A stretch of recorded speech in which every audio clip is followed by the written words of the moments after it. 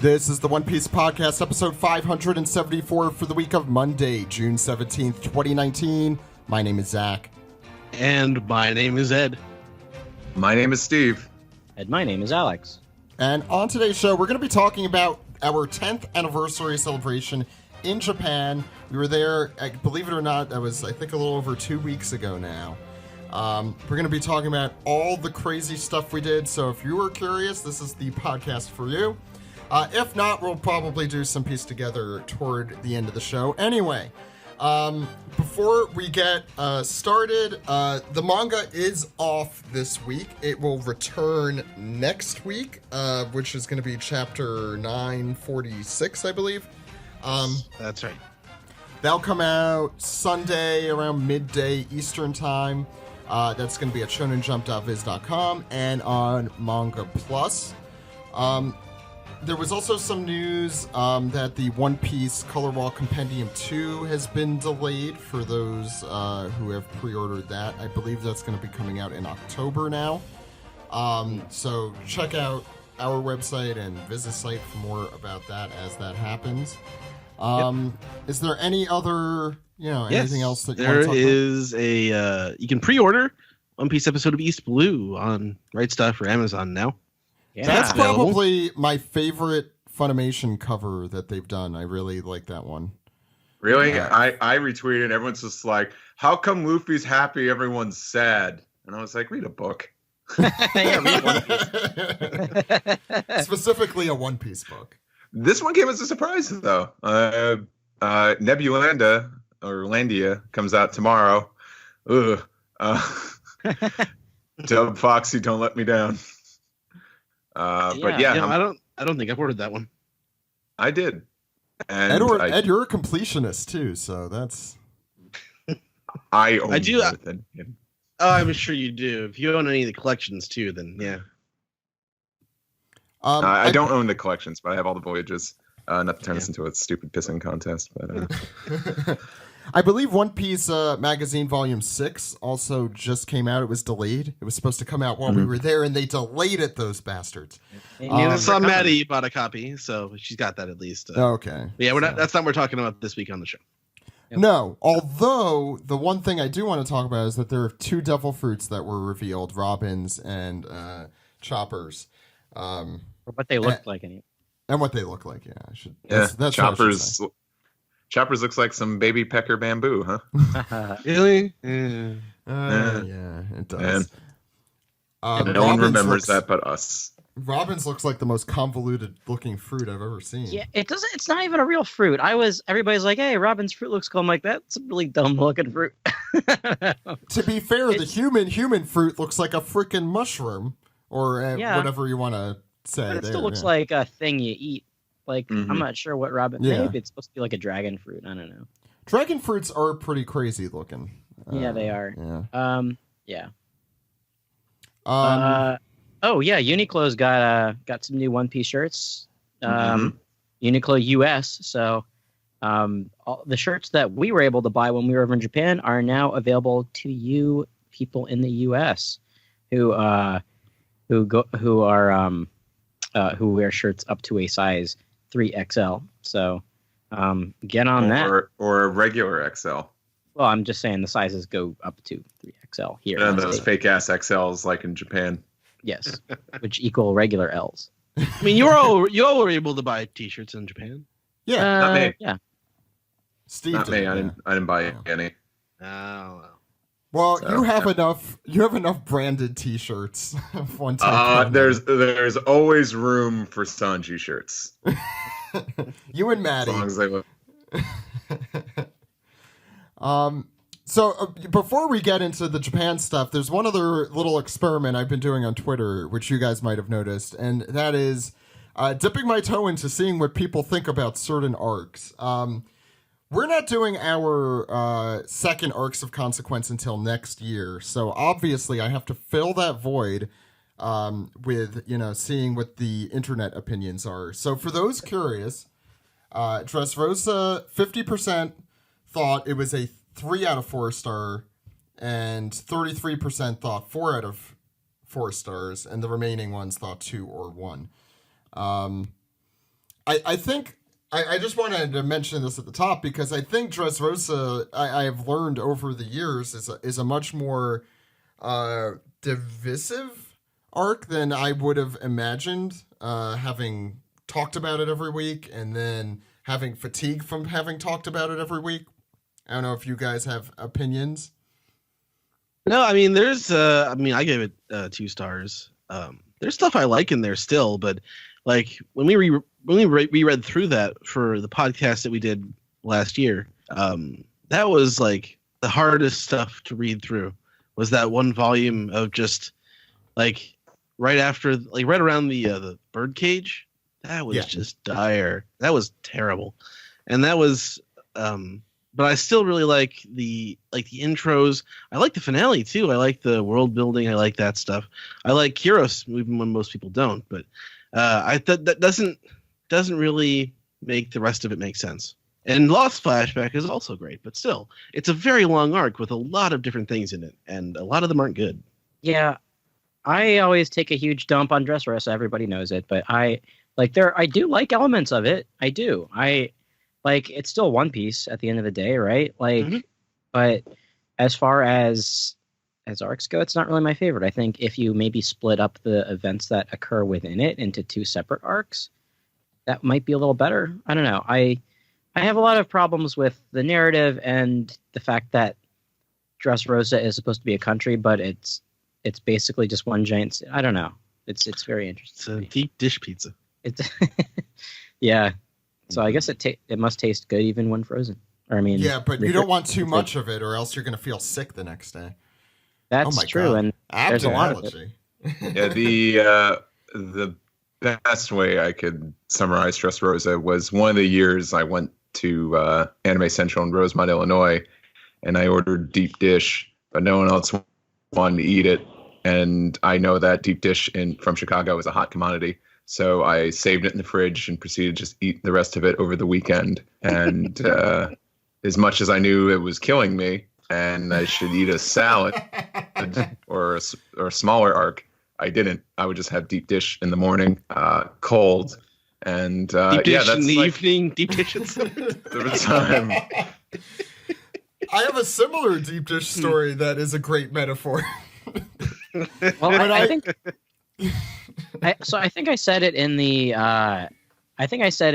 in the comment thread that Dressrosa is sort of like if you took it relies on you having to really care about Trafalgar Law because it's basically Trafalgar Law's like big story arc or whatever, which is fine. Yeah. But the problem is there's also like a billion other things going on inside of it. And it's not exactly paced out and spaced out very well, rather. I think I likened it to like if the Arlong arc, still had all the Nami stuff, but like it also introduced 15 different characters. Nojiko had a whole thing, Genzo had a whole thing, and the Straw Hats fought the Arlong pirates 3 separate times.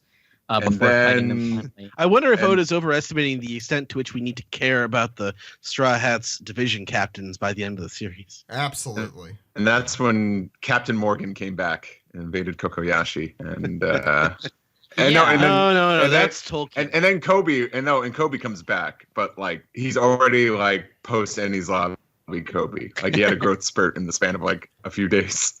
Yeah. I mean, for me, Dressrosa is like a giant contradiction. That's how I put it.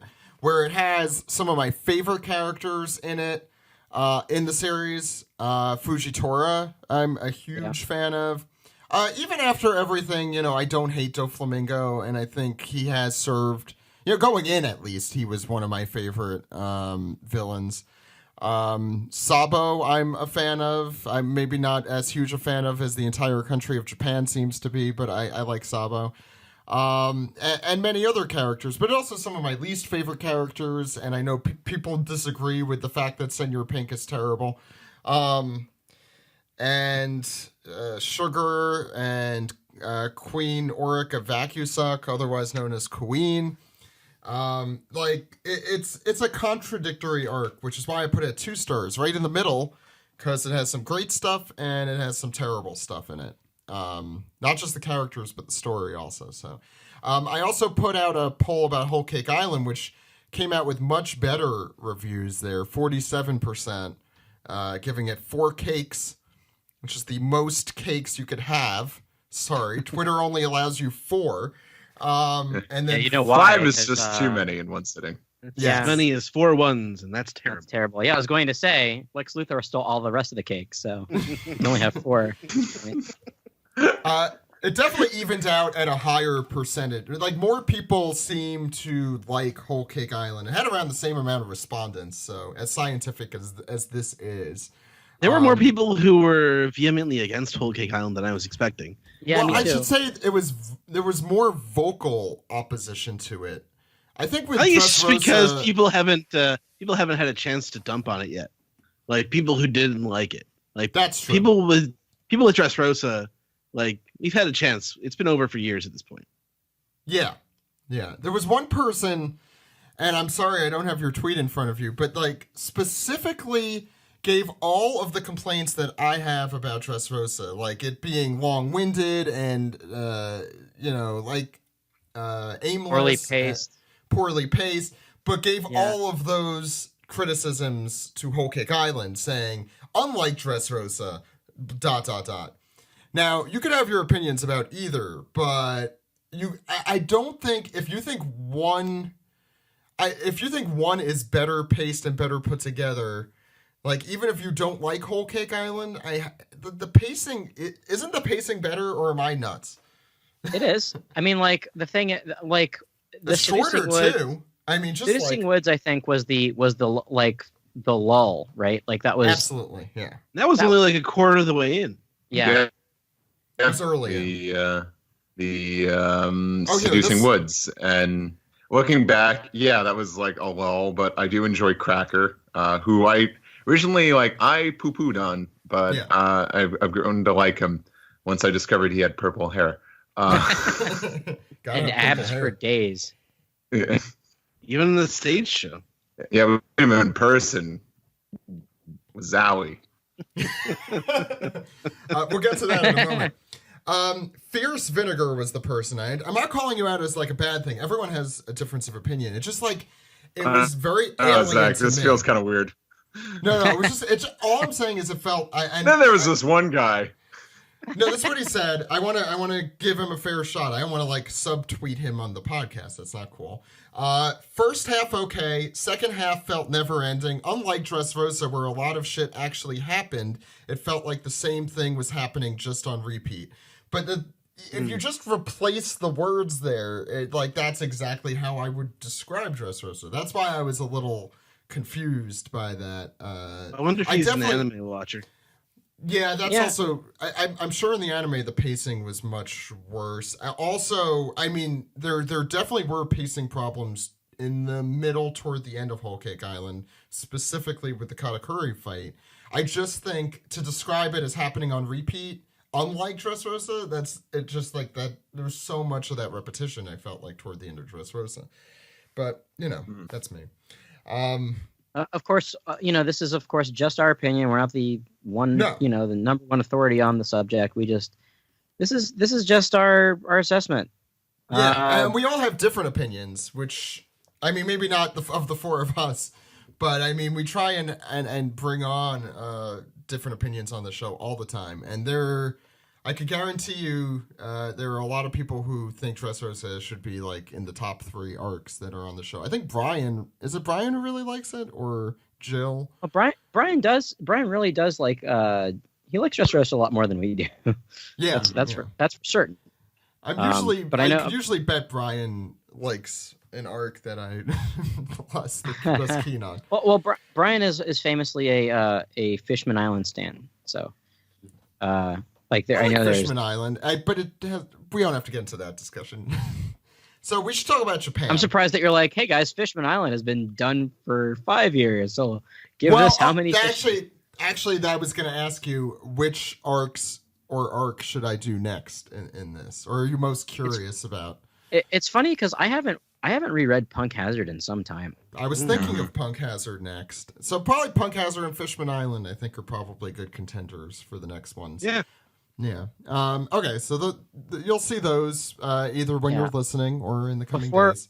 Before we move on, I just want to say how interesting it is, given people's criteria for what makes a good arc, because I've seen a lot of people post stuff like, oh, well, this arc is good because it sets up stuff for like later arcs. Yeah. Or or this arc is bad because so-and-so didn't actually join, the crew.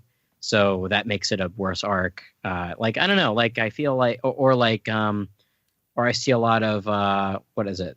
What was the word I saw about Jinbei? Fake outs. He does that a lot.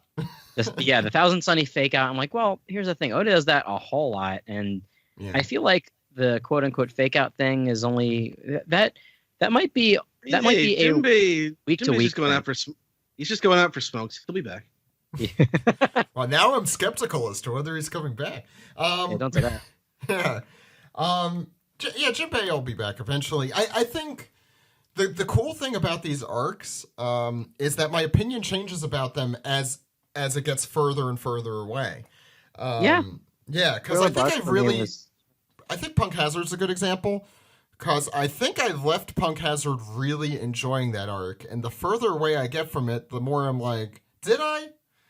Like, was it as good as I thought it was? There was a whole lot of running. There was, yeah, and there was body switch that we did not like at the time. We didn't like the body switch. I kind of liked the body switch. I liked it. It went on for a while. It took a while to get fixed. That's fair. I was gonna say there's another show I just watched where that happened, and I just remembered which one it was, and I don't want to spoil people. Okay. With our mini arcs of consequence out of the way, let's talk about Japan. First of all, the four of us haven't really been in the same quote unquote room in since then. So how has it been adjusting back to reality? Ed, you want to start? I don't know. I was fine after like a week. I slept like 12 hours that first weekend, like after working normally. Except for the first couple of days. Yeah, I'm all right. I still, I'm sleeping more than I did. I'm definitely going to sleep earlier. Yeah, Alex. Well, I didn't have a choice there. I mean, I get to get up early anyway. So I had a really hard time.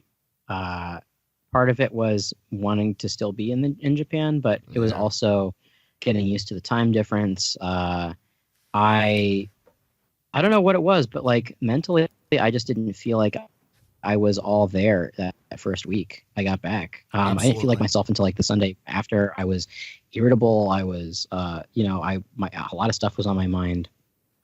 And then like the next week after that, like, and this is sort of, this sort of branches to this week. I couldn't fall asleep until like at least 3:30 in the morning. I don't know what happened. Yeah. Wow. I'm having the opposite issue. I actually I managed to stay awake. Like I only slept like 3 hours, not even like a couple hours on the plane coming home. See, maybe that was it. Maybe that was my problem. Yeah, and I also did that on the way over there, which I would not recommend. That was bad. Maybe don't sleep on the plane home. I don't know. Yeah, that's what I slept on the way home. By the way, I couldn't sit down in the Toronto airport because I would fall asleep in the terminal. So I was just like walking up and down the motorized walkway for like an hour. That's I went and bought some crunchy bars. Nice. It was okay. We don't have to talk about that whole thing. But Steve, how are you doing? I haven't talked to you too much since. Well, I hung back. I heard you went pulled to the Jinbei. Yeah. Okay. Well, I mean, leaving Japan was upsetting, I gotta say. I didn't want it. I wasn't like ready to go back, but I did. And yeah, jet lag was real. Jet lag and kind of just the emotional stress of coming off of like a vacation and like kind of like I'm like, all right, back to reality, and just and then there was also BugCon, which was not reality. Yeah, it was a rough transition for me, especially sleeping, because I would at least not fall asleep till like after 3 a.m. Like Yeah, those- it was like literally coming off of a high, I guess, just like of the Yeah. vacation high. Yeah. Okay, so let's actually go back to the beginning. So we were in Tokyo for a whole bunch of days. That first day we landed, we saw Maddie, and then we played a bunch of video games, which seems appropriate. Right? Bottomless sukiyaki. Yeah. Oh yeah, we had that too. Yeah. Pictures on that's, Patreon of lots of piles of. Our whole Tokyo section and Tokyo Tower are both on Patreon. For those who have not subscribed to us yet, you still can, and you can still see all that stuff. Yeah. Yeah, just when we got to our hotel, I immediately commented on how everything was like Smaller and more efficient. it just well Yes. smaller for sure. At least in that first room, we've had many different rooms during that trip, but yeah, like when I was standing over one of the beds and the bed was below my knees, I knew I was not in Kansas anymore. But yeah, that night, I remember like I was like losing my shit when we went out that night. Like I was very disoriented because like Tokyo, the streets were smaller. There wasn't a shit ton of cars parked on the street like it is like out here in LA. You thought you were gonna die walking in the street? No, because the streets were clean. Like they were so clean, they were shiny. They were shiny, and then you have all these like tiny little alleyways and all these signs. I felt like I was on a back lot. I felt like I was on a movie set. I felt like I was in a fake city. I was like, this isn't real. Like this is not like an actual thing, but it was. Everything looks like the bar street from the Ip Man movie that I saw a couple months ago. Sure. Anyway, But yeah, we went to like one of, like the Sega arcades and did like the crane games and gachapons and stuff, and then we ate the. Did you what did win we any? eat? No. Steve? No, none. Yeah, he played his Death Side. I have a yeah. video of that too. Yeah, Played some One of the Gundam video games. and you definitely lost. Yes, I did because I don't know what the hell's going on in that game. I didn't have Scott McNeil like saying things in English there, so I didn't know what the hell was going on. Yeah, better than you were at might as Tycho well, Drumming. might as well move over, Steve. It's me. It's Scott McNeil. Yeah. I'm just kidding. I'm not Scott McNeil. I'm just Nilo. Yeah, what threw me off was you doing like the stereotypical gangster yeah. Yeah. See, I know I'm terrible at taiko drums. If there was that ever was- any doubt, you guys were Yeah, good. Yeah, it was cool because they had a couple like two of the latest One Piece openings on there and some music that we're familiar with. uh-huh. That was fun. Yeah. I think it was my first time playing the Taiko game, and I think it helped us appreciate the newer openings a little bit more too. Yeah, I don't know about that.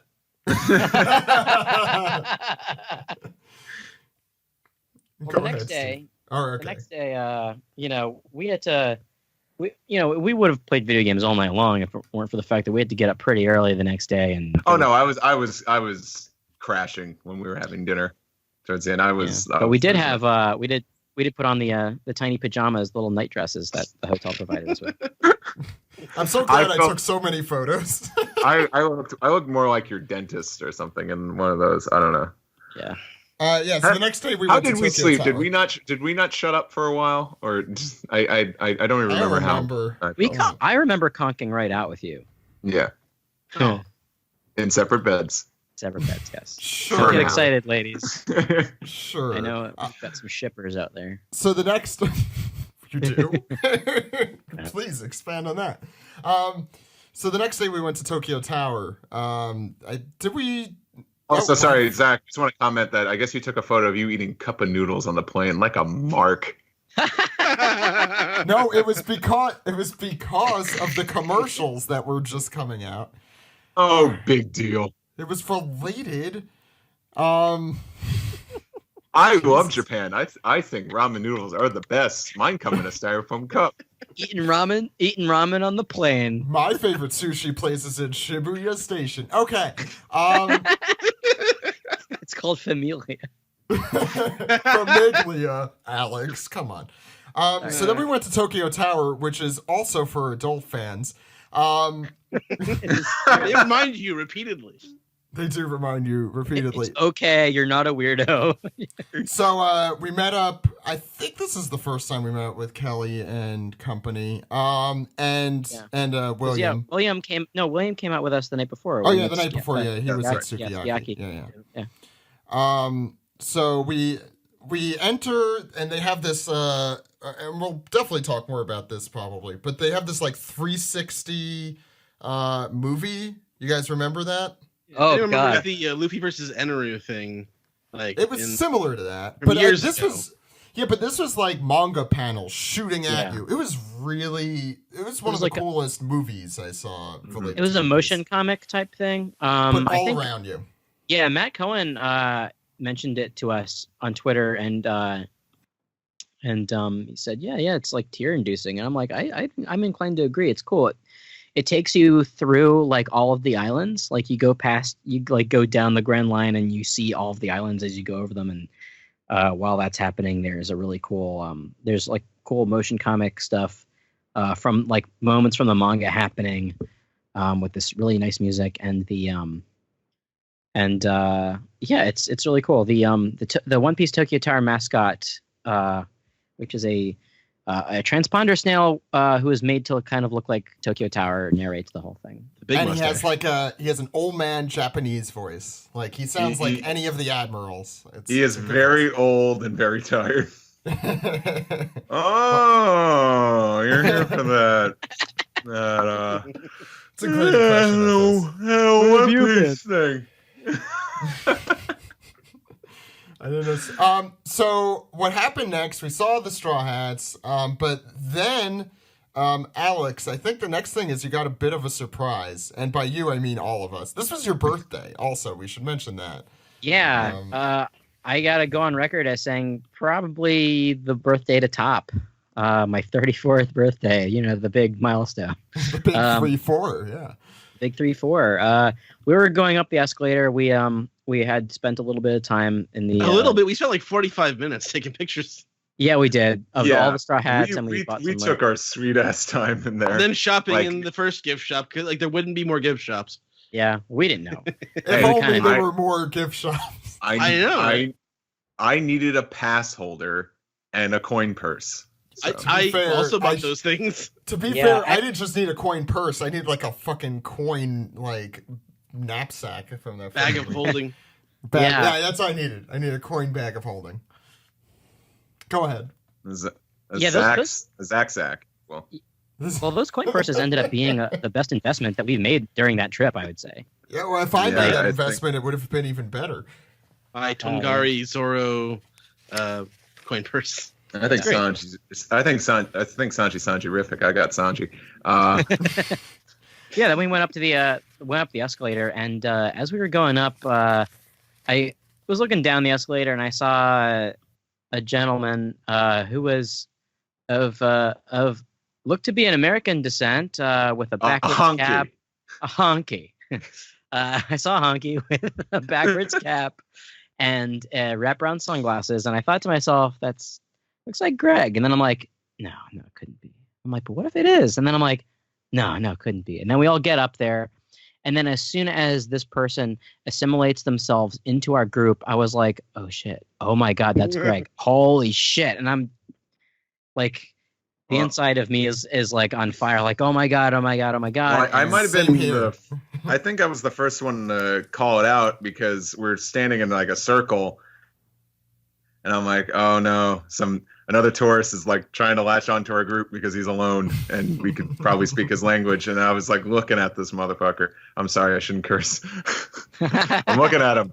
And then like the gears are turning. And then I realize it. I'm like, and I just say like, oh my God. And I like walk across the circle and just hug this man because it's Greg. Yeah.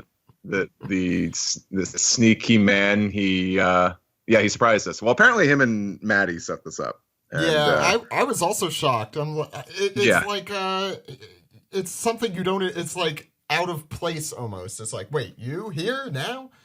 I think it's worth mentioning that we tried we were before the trip. We were trying to arrange something where we could hang out with Greg, but it just didn't seem to be in the cards. And now it for makes sense.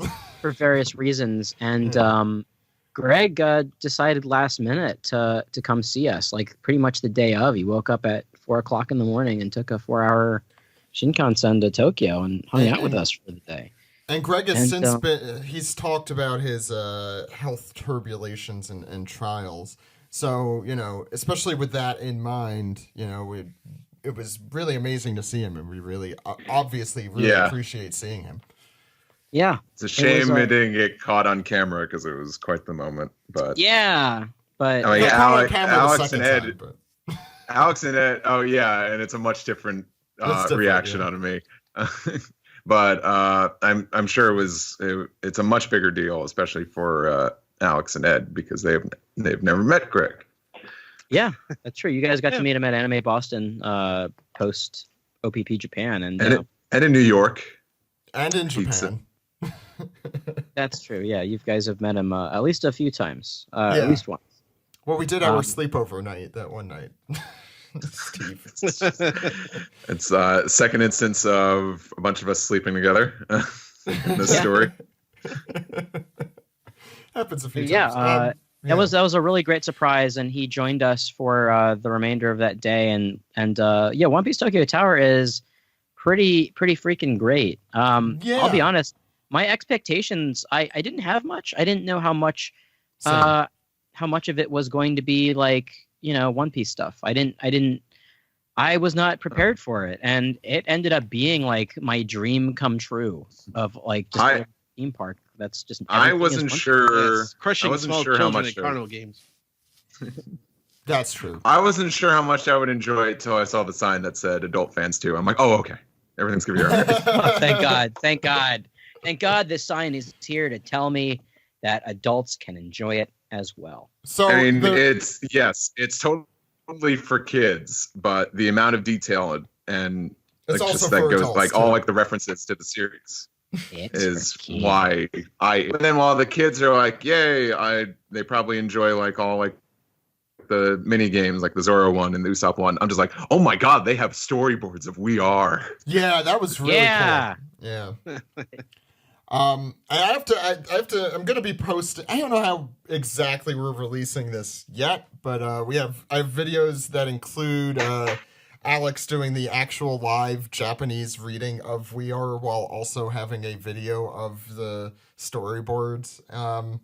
It was a pretty surreal experience to kind of see how all of this was put together. It was like a book of all the storyboards, I know, as well. Of like the entire intro. Yeah, it was the complete storyboard. I think that that'd be a cool thing to see it eventually in a book. I hope one day. Yeah, that was a cool exhibit. They basically had storyboards and scripts for a lot of the big moments for each of the Straw Hats, and it had only gone up to Chopper at that point because the exhibit hadn't been finished. The rest of it is coming in July. Up to Brook. Yeah, it had a lot of interesting stuff besides the storyboards and stuff too, like some quote unquote props. They had 2-scale replica costumes of Baroque works, which I think also showed up at the Tokyo Dome J World thing.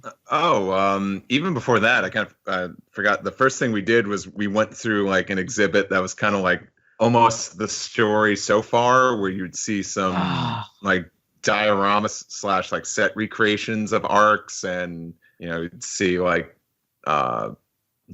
stills from the anime. It's like, oh yeah. remember this, and then there's a few photo ops, and that eventually led to like a little mini theater where you'd watch this original animation of the Straw Hats going to Tower Island or whatever. Tongari Island. Oh, I forgot about that. Yeah. And Law's there, and then the Navy shows up. Hey, Kizaru's there too. And steam sprays you when you're in the front row. That's right. And Sentomaru's there, isn't he? Yeah. They're all there. Because we don't know what It was ridiculous. We don't know what Ryo Kyugyu looks like yet, so Yeah. Yeah. That whole animation was entertaining and ridiculous and made no sense, but it was entertaining. oh, My favorite jeez, part- Zach, get off your high horse already. Like, oh, when does this take place in the timeline? You know, I my favorite thing about going through that little area was the at one point you're inside Arlong Park while Luffy is trashing Nami's map room. Mm-hmm. God, that is such a cool, like, that's when I kind of lost my shit. I was Yeah, like, I wow, remember. this Yeah. is, I was, God, that's when it just blew my expectations out of the where I'm like, this is the coolest thing I've ever seen in my life. Just, I am like right now at this moment, I will never be happier. Like, it was such a cool thing. Speaking of, do you want to talk about the live show, the Marionette live show a Yeah. little bit? We should definitely talk about Yeah, the live show. because after going to like the exhibit that had like the character, like the story arc summary. I don't know. We also got to take the 3 admirals pictures. That's right where the line was for Marionette. And there's Yeah. a very nice line attendant who worked at Disney World. Yeah, that's right. Epcot, right? Or were you just talking It about was Epcot. it was the Japan Pavilion at Epcot. Yeah. Yeah. No, that guy was super nice. I wish we got his name. But yeah, Marionette was pretty incredible, I thought. Having seen One Piece live shows in the past at USJ, this was definitely a much more intimate affair and also, but still like spectacular. Didn't they broadcast the last one right before it closed on YouTube? Yes. Yes. Yeah. What was it? And as far as I know, Phantom? What's it called? Yeah, I didn't watch it live, but I think you could still watch it on YouTube. Maybe. Yeah, it's on the believe so. official One Piece YouTube channel. Mhm. Yeah. I mean, these actors, first off, do a really good job. It looks really difficult, and they have to, like, mouth everything, basically, Well, since it's yeah, just go ahead. yeah. Well, just explain like the actors playing the characters don't vocalize. You know, they don't vocally perform. There is audio that plays. It's all the anime voice actors, and then they just have to lip sync to it.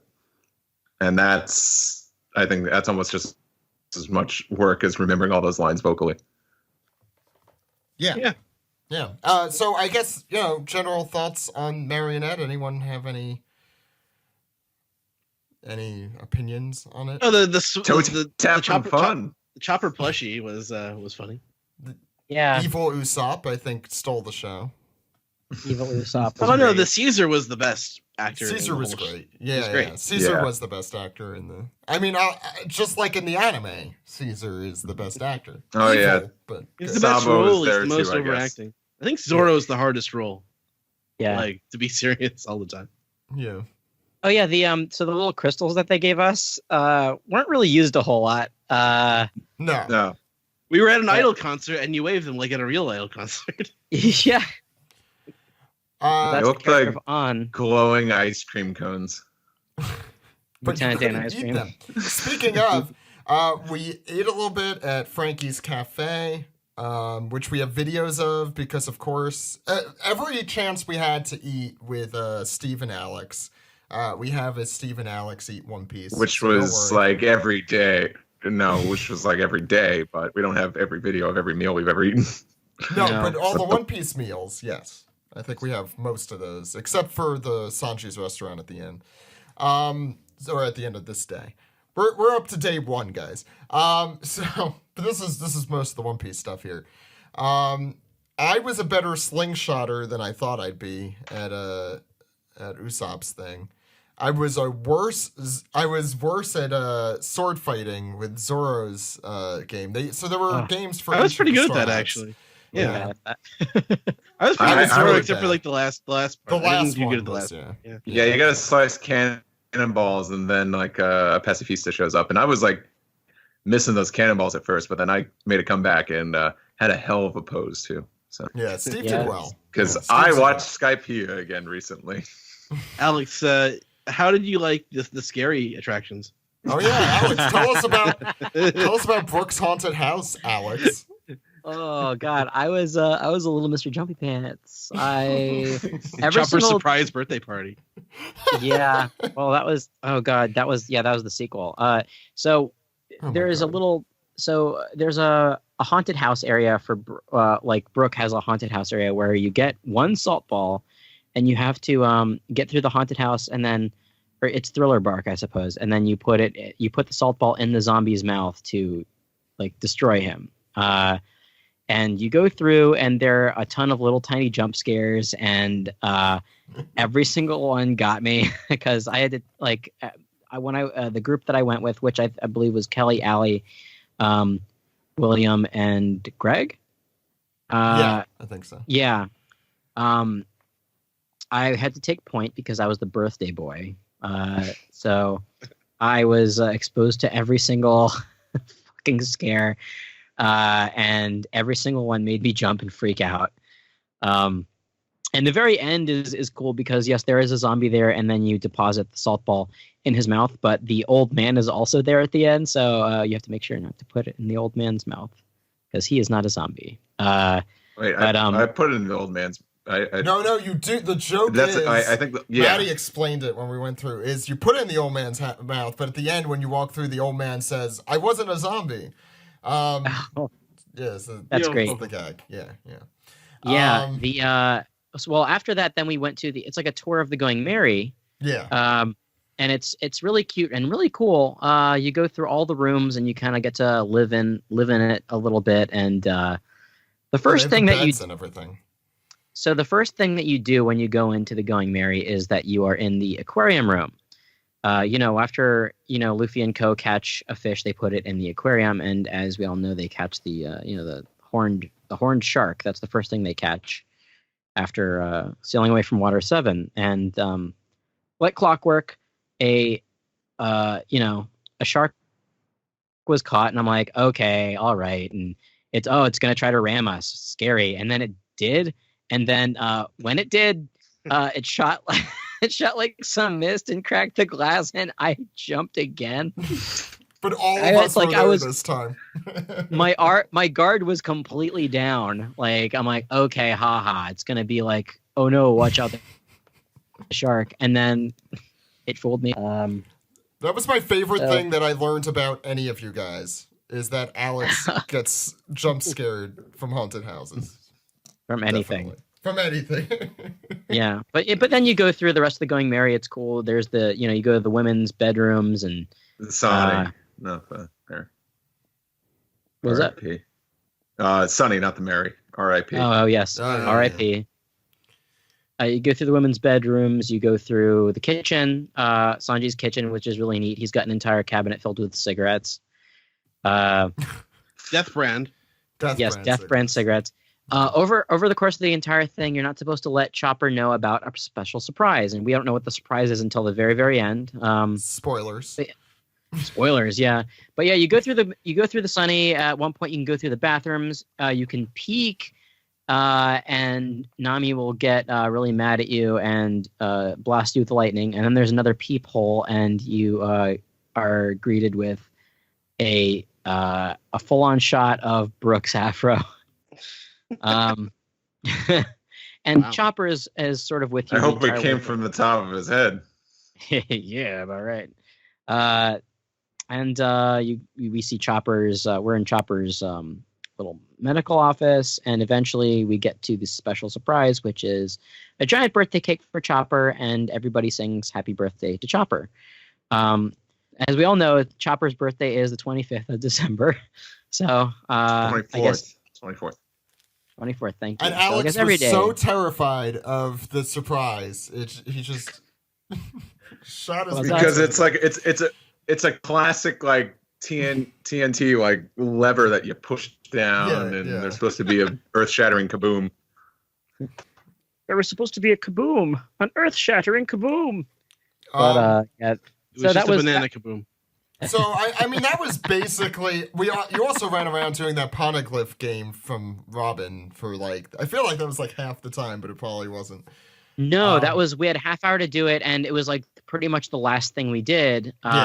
Just because people had to get going, and we had to go to our Yeah, we had a reservation for the Sanji Cafe. Restaurant. I just wanted to say, though, before we left. Go ahead, Steve. Yeah. Oh, we totally like glossed over our little photo op with the Straw Hat actors. Oh yeah. Oh yeah, with the actual actors. Yeah. Please tell everyone about. Anyone have any interesting tidbits? We were the only men there. Yeah. Yeah. Not too many men in there.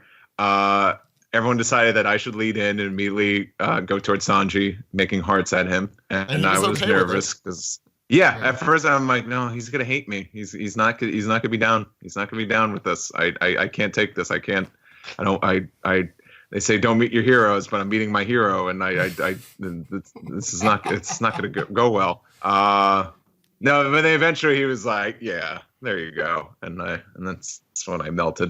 Did you hug it out or no? I guess you didn't. No, you can't touch. No touching. No, Luffy gave me a fist pound. The fist bump. Lucky you. Alex, I think when they were taking our photo, because what's the word you say instead of like cheese? Oh, Tongari. Yeah. And of course, that's like not instead of Alex. Cheese, that's just there at the. I know. Like that's like their equivalent to cheese. At the tower. Yeah, the tower. And Alex is the most weeb of us all, so like he knows how to say some Japanese words. So he said that, and I think I got laughter. like I think not like laughter. Like look at these idiots. More like oh, how cute! Look at this. It thinks it's people. Look at these idiots. Yeah. That happened a lot throughout the trip, by the way. Yes. Yeah. Sanji's restaurant. Yeah, go ahead. Sanji no Ore-sama no restaurant. That was pretty awesome. I would be remiss if I didn't let Steve talk all about it because, Steve is our resident Sanji stan. But Sanji stan. But thank you to Maddie for getting us this the reservation. Otherwise, it would have been. We had a big group too. Like and it included a lot of like anime art that, at least at the time that we were there, had not been revealed, which was cool. Character designs, you mean? Yeah. I'm looking through the photos because I don't think Zach took too many, and I tried to take some, but like like before we ate, and I'm nuts. No. The restaurant was separating kind of like to like three themed areas. Area where there's tables, but there's a Baratier section, and like the whole wall looks like the exterior of the Baratier. There's like an Alabasta section that's kind of Mr. Prince themed, and then we were seated in the Sea Train themed portion of it, which is the best. It's a little closed off, and it almost looks like you're in the interior of one of the sea trains that Sanji snuck on. Heading to Eddie's lobby. So that was really pretty neat. Mm-hmm. And then we had a meetup where we got to meet a bunch of fans who were in Tokyo and listen to us, which was pretty cool. And I just want to say, overall, the Tokyo Tower experience, which is what we've been talking about for like the last half hour, they pay attention to every little detail. And we saw that at the very end, we'll talk about the Ghibli Museum a little bit. And I think Tokyo Tower also does a really good job at just having lots of little hidden things all over the place, like the stuff on the escalators and oh my god, Wapol's face. Wapol's face at the bottom of the escalator is like my favorite thing in the world. Yeah. And like one of the benches is a banana gator. I didn't notice that until I saw the pictures. That was one of the things. And the bottles of alcohol are like from that Zoro cover page where they're each of his movies. Oh, and Frankie's nipple lights. There's a button and you get to see that. Yeah, you can activate his nipple lights. It's super or fun. The other thing. The other thing. I gotta tell you, the One Piece Tokyo Tower. If you are a One Piece fan and you are in Tokyo, it is a 100% do not miss. You absolutely have to go. It if you are a One Piece fan, you will love it. It is Definitely it worth is like the price of admission, which isn't that Yeah. much. Yeah. it's not that much at all. No, it's like I a think it little was mini Disney 30 World. for everything. Yeah. Like, you don't have to go to every Mugiwara store like we did. Like, they're pretty much the same. That's But not go to the. That's Go to not the completely true. And yes, For you most do have to go to every Mugiwara store. If you listen to this podcast, you have We to didn't go to every the one in Mugiwara. Nagoya, Zach. Oh, okay, Ed. We didn't go to Nagoya. No, I'm pretty sure Zach was just like, "Hey, you still have your JR pass for the day. You should go to Nagoya." I should have And said that. Zach did not. So, Zach did not tell me that. But was there more One Piece activities in day one? Oh, yeah, like we went to the Yu Mugiwara Yu store, of Hakusho, course, too.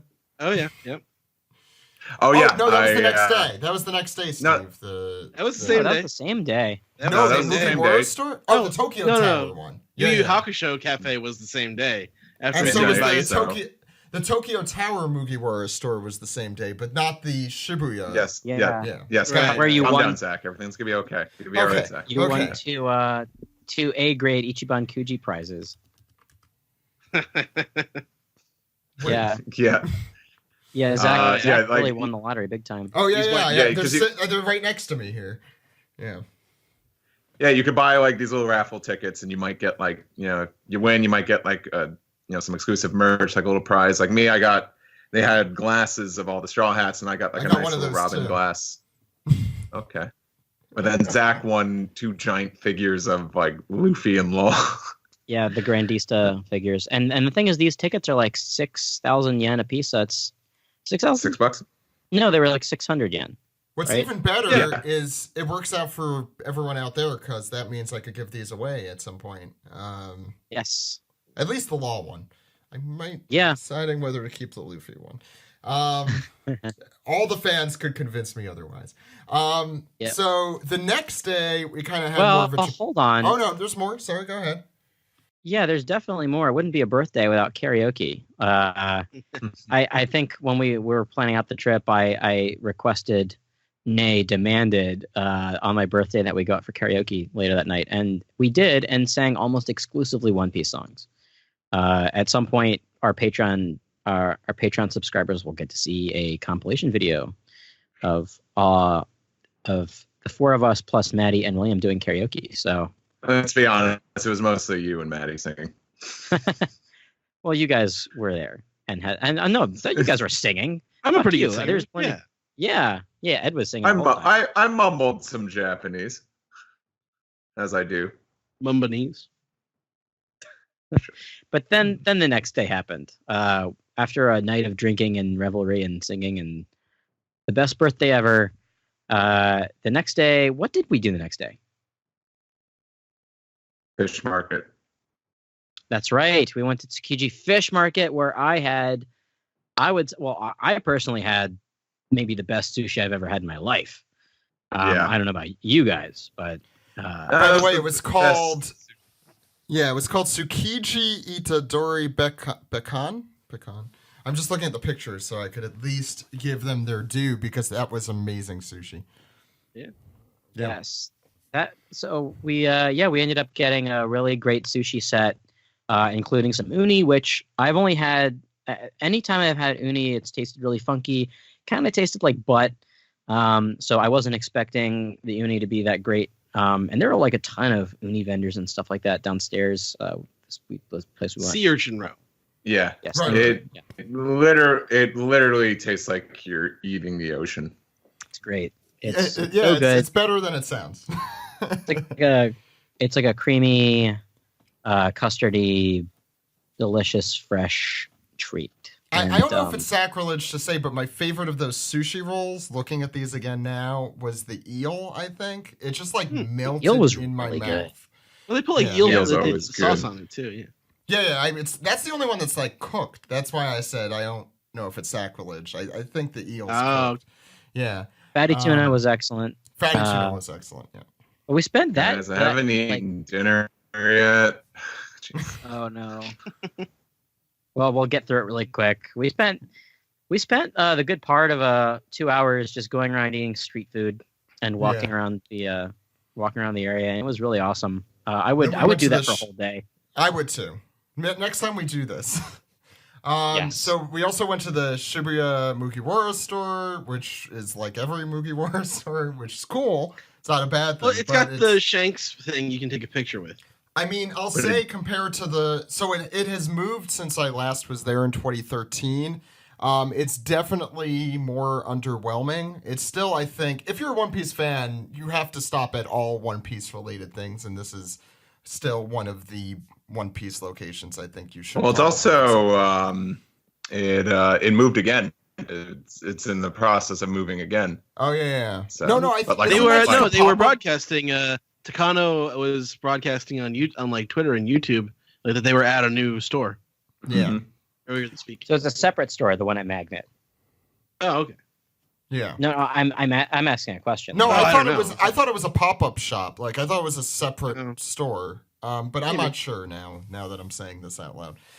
This is the day we went to Akihabara as well, right?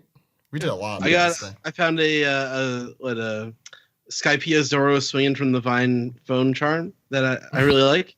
Yeah. And the Zoro, and his Panson Works Zoro with detachable arms that I posted all over Twitter. So. I think our shopping spree in Mandarake, that's how you pronounce it? Yes. Okay, I finally got it. It just took that animation logbook is great. I was looking through it. Yeah. Yeah. There was some real like hidden gems there.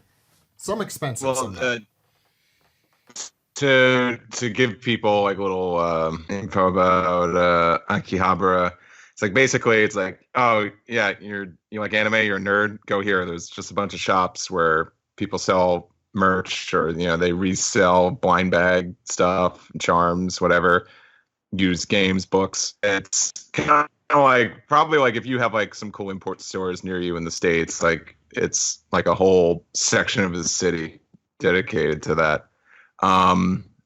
Though to be honest, like I was buying some stuff, but I wasn't like too like overwhelmed because I saw like a lot of figures that I tend to see stateside. Even in Mandarake, when we were on the 2-figure floors, I'm like, okay, this is more or less the same, or some stuff is just too pricey.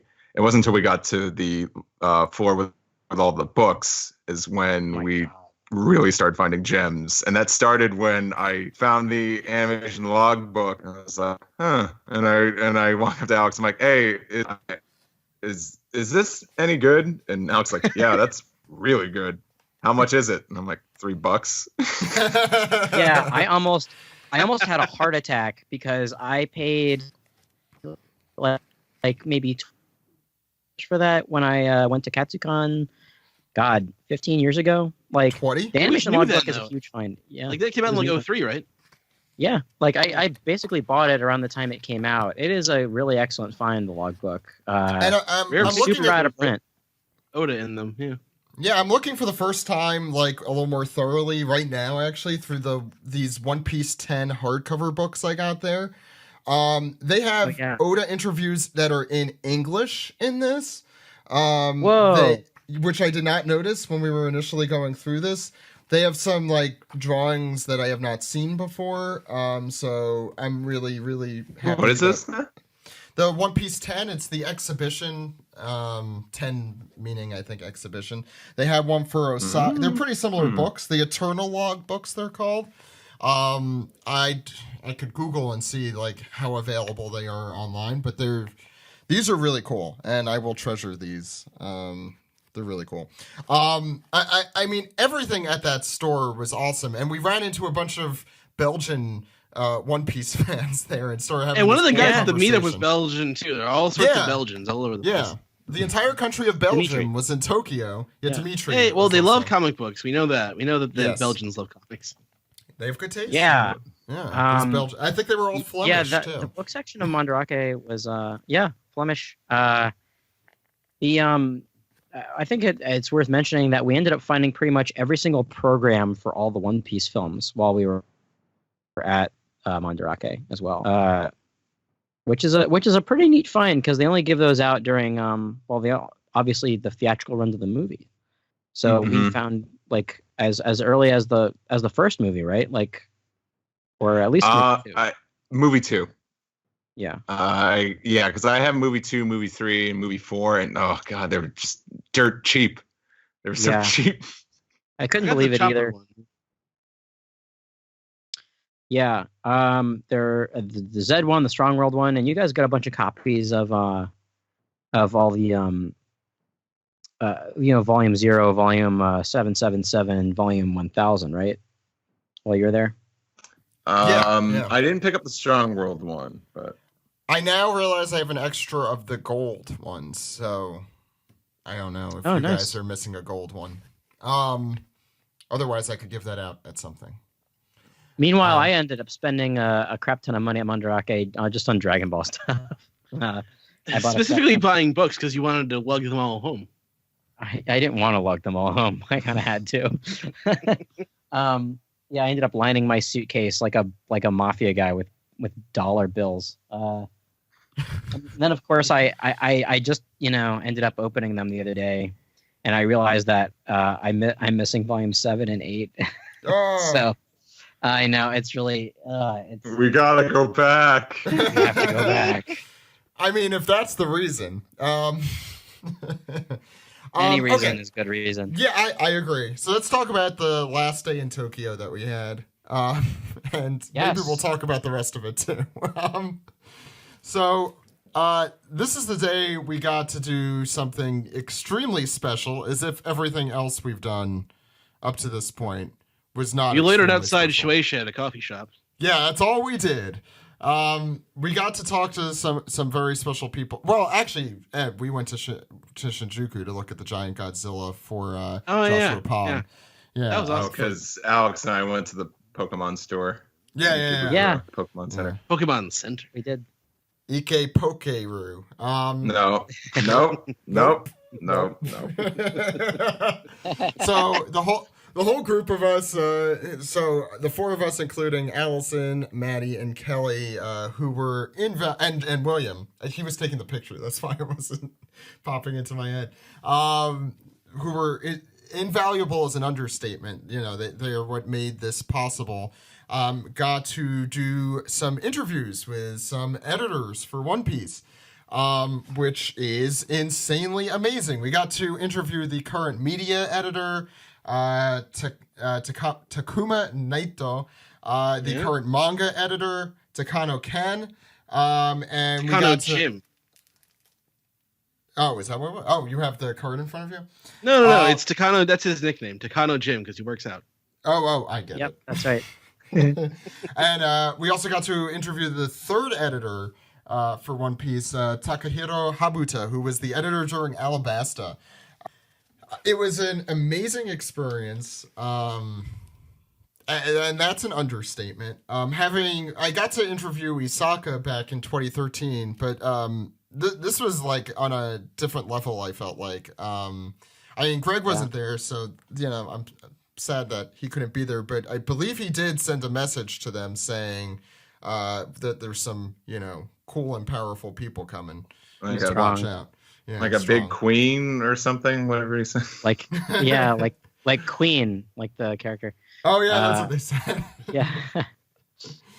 That I was telling people that that day was the height of my professional career, and it's not even my profession. Like, same. Yeah. No, I tend to agree. I mean, is there anything we're gonna Viz and us are going to be posting these interviews in some form. The first two we were together, done together, and they were on video. and Habuta was only on audio, so you could guess as to how we're going to release that, either via audio or via text. Not like a text message, but Directly to your phones, yes. The whole text 1 to get this. Text 2 to vote for Ruben Studdard. But it was really cool. Text 3 to get the crazy frog ringtone. It was really cool connecting with these guys, and it was I felt, I don't know if kinship is too strong of a word, considering there was a big language barrier, but it was certainly kind of crazy to think that both the manga and media editor, I believe, are both younger than me. They are definitely. Well, they're like 27 and 30. Steve. Yeah. Oh, okay, they're I- one Steve's age. Oh, I thought you were singling me out here, like, especially younger than me. And I'm like, what? Oh, well, speaking of Steve, Habata-san really liked Steve's tattoo. Yeah, and we'll leave it at And that. and he wouldn't be the last person in Japan to like it. No, he wouldn't. Yeah. Your tattoo was very popular. We'll talk about that when we release the interview too, because I wanna spoil everything from that great interview. So and at the end of that day, we also went to the Jump store because we had not had enough One Piece merch at that point. Yeah, I got that Zorro plate. God, the amount it's funny because like it's sort of easy to figure out how much you spent on One Piece merch because of all the wanted posters, Zach. Oh yeah, each of those wanted posters basically represents $50. Are you kidding me? That's how much that is. Well, Zach, you were buying it for the podcast as well, so. I mean, yeah. So let's see how many we have. We have Luffy. You guys could count. Luffy, Zoro, Nami, Usopp, Sanji, Chopper, Robin, Frankie, Brook, Jinbei, and Bon Clay. What are we up to there? I think there's like and you have a couple $600 too, right, Steve? Yeah, Steve, you have at least one. Oh, I had two. I had like 1.5 as well. So. Oh, Jesus. From my own purchases, I got up to Nami. So I mean, we're at least $600 worth of. I think we spent $1,000 on One Piece merchandise easily. I mean, it's a group of us. That's not as Yeah, exactly, bad, right? exactly. We don't have a problem if it's all of us. And this doesn't even count the One Piece tchotchkes we bought in the mountains and at bus stops. Shut up. And apparently Steve bought something at the Skytree. I don't know why you don't shut up. Can't believe you. I have so many Christmas ornaments.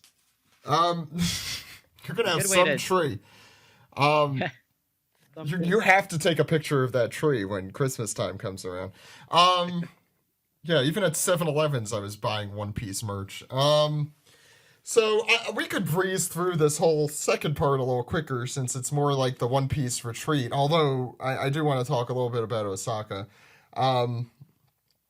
We went to Nara where I got my ass bitten by a deer. And I turned into a weredeer. It's true, he did. A deer bit his bottom, and then his bottom. And then my bottom was big. And we went to Osaka, and Greg surprised everyone again. That was pretty great and unexpected. I was secretly planning it with Greg. That one. I mean, so many memories. Memories. I mean, I guess this is just how down we were for anything, and also just like how tired I was when Zach said, "Oh, we're meeting with a representative from Toei there." I'm like, okay. Yeah, like I was like, whatever, sure. I thought you were gonna say you were so tired that you let a bunch of drunk Japanese salarymen toss you in the air. That also happened. Yeah. Yeah, we went to that Mugiwara store. Shout out to Crystal, who from A&N went up with us from A&N. Yeah.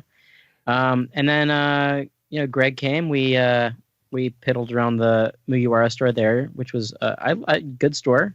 I have a lot of videos from that one. I like the Osaka one a lot more than the Tokyo one, personally. Well, I mean, it's in the middle of a mall as opposed to like in... No, but I think the merch they had was cooler, in my opinion. Yeah. Even though I think it was a little smaller, but I think I think they generally had cooler stuff there. I bought my Trafalgar Law snow shoveling gloves.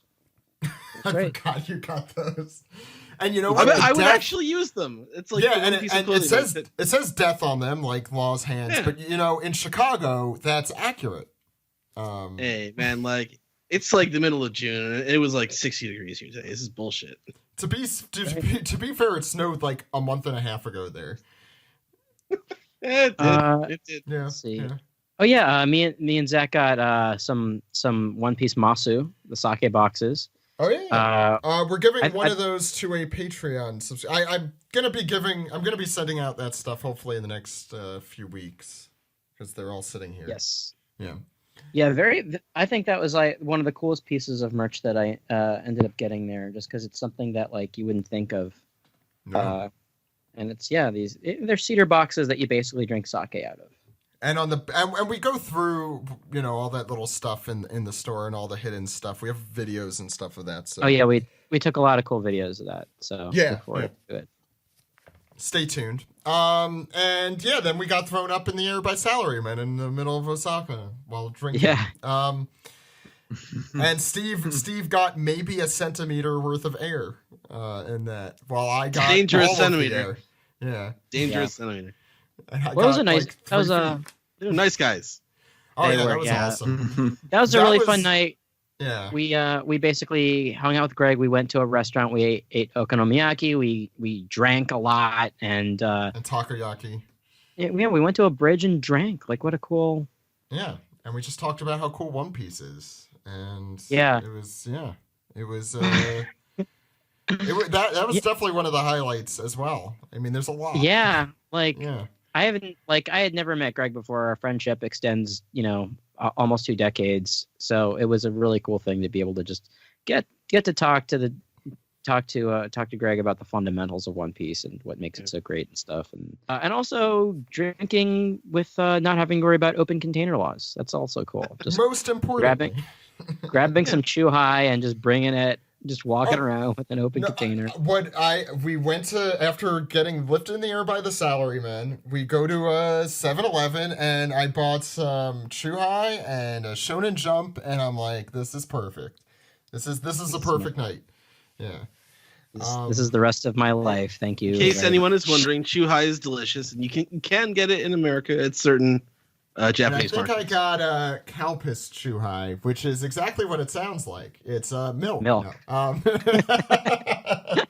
It's a CALPIS for those who are not. If I could quote myself for First Night in Tokyo, and you guys kept saying Calpis, and I was like Calpis, isn't that just milk? Yes, the milk is stored in the balls, Steve. And it's the bladder. It's not. That's disgusting. Father's milk is stored in the balls. Okay, that's never heard it called that, but yes. It's just okay. Should we move on to our trip to Takayama and the mountains? But before we do, I forgot about some Tokyo stuff that happened.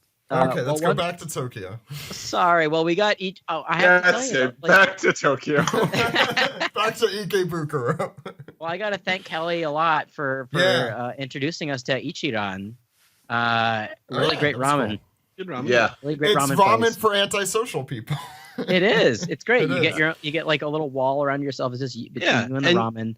Your own spigot of water. And that was super useful. I really like yes. that. Yeah. Can I say this? All tables everywhere. Go ahead. Unlike the States, it's perfectly polite to slurp your ramen noodles. It's complimentary. It just means that it means it's tasty ramen. Even though I'm separated in my own private little stall to eat ramen, all I hear is Alex go. I have a video of this that I'll post. Do you? I do have a video of you slurping. This is all I freaking hear the entire meal. Well, it wasn't that. I think this might have been the last night then we were in Tokyo. Not Ichiran, but during our last night in Tokyo.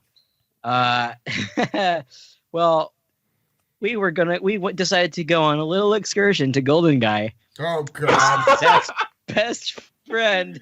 Wait, no. Before that, Steve fell down in the middle of the street and was laughed at. No, that was in Golden Guy. That was okay. No, that was before we got to Golden Guy. Ed is right. He got laughed at by a bunch of schoolgirls, is what Ed's trying to say. That's right. It was raining. It was wet. I stepped on a grape. I slipped. I fell on my bottom. Girls laughed. What was it that Maddie said? They probably are going home and saying, I just saw the largest man I've ever seen in my life fall down in the middle of the street. not to bury it, but I definitely said that. I don't remember who said it, but yes, Alex. Either way, not to take any accolades away from Maddie, but Maddie was also very very funny and supportive throughout this whole ordeal, especially when we get to Dragon's Bar, aka I don't remember. Well, I mean, I know what it was called, but I don't want to say it on the air because we was don't it want. featured on OPP Japan? Because I know during it that wasn't trip, featured, you but it went was for it. mentioned. Yeah. So let me preface this. In 2013, Greg and I went to the voice actor of Dragons. He has a bar in Golden Guy, which is this like. His name is Hidekatsu Shibata. So yeah, and there were these little bars on this cute little street, and he has one of them. He was super nice, and I have in my office, still hung up at work, is an autograph from him. And I have a booklet that he signed, and we talked, although I spoke English and he spoke Japanese. And I was drunk, and he was not, I assume. But that will preface this story, Alex. yeah, so we get to Golden Guy. Our goal, of course, is to go drinking at Dragon's Bar because Zach's been there before. It's like that scene in an Animal House where they go to like the Roadhouse and they're like, "Hey, No, they got in. Oh, that's right, they did get in. not for long, but they got in. Yeah. Don't spoil it. Anyway, so we go to the spoil. we go there. Zach immediately opens up the door, goes ding. No. ding, ding, No. We find it, and we're about to walk in, and I say, "Hold up! There's a sign right here that says members only." Yeah, well, Zach did open the door for like a hot second, but then Yes. closed it immediately, so it did still jingle. So I want to preface. I needed to add that because I think that is also important. Because at that point, after you point out the members only sign, then we're sitting there deliberating for like 5 minutes whether or not At least we should go inside. And I was just like, let's do it. And Steve, you and Maddie were not having it. No, because I was just like, there's no way we're getting in there. Yeah. And Maddie's words Maddie's words echoed throughout time. She goes, "I am uncomfortable," and it was raining too, by the way. Yeah, Maddie and I walk in, and you guys weren't able to see it. You did not walk in. You opened the door. And they were just like, no. And then we closed the door in the most polite way. They were just like, get the fuck out of here. No. That was one of the most Simpsons moments we had that I think was understated was, "Hello, may you please leave right this second without a fuss." Without making a scene. You're right, that is exactly what happened. Yeah, so then we went back to the... Although we didn't get a garbage bag full of popcorn, though. Yeah, that's true. So we ended up going back to the hotel and watching 4Kids clips. It was a spectacular night of failure that ended with us just going to Mr. Donut. Yeah, exactly. We ate Mr. Mr. Donut. And got drunk. Oh. Yeah. So I was drunk. yeah, I thought it was an exceptionally fun night, but I can't believe that we skipped over that initially because boy, that was a fun little time. Well, it kind of was one. Well, we hung out in the mountains together to get back to where we were. And we went to Kamikochi. We saw the original bridge where the Kappa legend was formed. It was pouring that whole day that we decided to hike. It's coming down that hard, but we all got... Until later. It did eventually. You were out there for like 4 hours. Yeah. And, we got to have Oshiruko. Yeah, we did. Yeah, I think I was the only one out of the lot of us who really, really liked it. That was fine. I liked it. I don't think it's worth the big deal Big Mom is making out of it. I'm just gonna say. Mom, calm down. Yeah. What else has she had hunger pangs about? It was croquembouche and everything. Like and wedding cake. Wedding cake. Actually, everything she has hunger pangs about are kind of shitty. If you think about it, because wedding cake is like the worst food at the wedding usually. But the way she described it sounded so good. Yeah, I mean, I guess this was a specific wedding cake. semla. My friend tells me that semla is in fact not great. Like it's good, but it's mostly bread. Croquembouche doesn't look so amazing. Is that just me? It looks amazing. It's covered in fucking sugar. I mean, they're it's cream semla puffs. and sugar, though. It's like cream puffs and sugar. Cream puffs are fine. When does sugar not make? Okay. You're not wrong. Are you hungry yet, Steve? We'll get through this. And then we went up the following day. We also had Odin there, by the way. Yeah. We ate Odin. What was the quote again? Boil him alive. Might say that we ate Odin and he's in our stomachs right now. That's right. This is like a continuation. We got to eat a whole fish at the inn. That was nice. Yeah, the food at the inn was fantastic and different. And we had a lot of sake too. We also had, what did we call it? The unpurified sake that we had. What did you call it? We called it horse Yeah, Yeah. we don't have to say that on here. I got sick. I got sick. Yeah, that wasn't. Yes, you did. Wow. Yeah. I was not at breakfast the next morning. Don't have that. Breakfast was good. Although there were two, right? So you had it one of the days, right? I had the first day, yeah. Yeah, you had the first day. We also went on unfiltered. A little word about unfiltered sake. I like it over here. This was not filtered. Presumably, it's filtered somewhat. Yeah, I guess it is. I actually, I prefer it to regular sake over here, the filtered stuff. But over there, I decided to get some. I'm like, sweet. I love nigori sake. I'm gonna indulge myself. We'll have a little toast tonight, and it's like really thick. It was not great. It was like a pudding. Like it's like pouring frosting. Yeah, that's exactly what it was like. But it's sake. It was still really strong, and I didn't really drink any of it. I basically just wasted however much I spent on it, which wasn't. Oh, but Ed drank it. I had one shot of it, and then I woke up spinning in a circle, even though I wasn't moving, and then I got sick, and it was not fun. We don't need to go into any more detail. So the next day, that same day, climbed a mountain. Morning, we didn't climb it. We just took a rope up to the top. Oh yeah. Ropeway, which was beautiful. And we went to Matsumoto that day too, or that evening. That's when we did the samurai course. Yeah. Which was, I thought, a lot of fun, and we got to meet a fellow One Piece fan there. Yes. And then we saw him the next day taking the tour. He was acting. He's an actor. He does stage combat. And he was in costume at the castle as old-timey guy. Before we get to that, Steve. because when he found out we were One Piece fans, he kind of really lit up. And when he saw my tattoo, he really picture.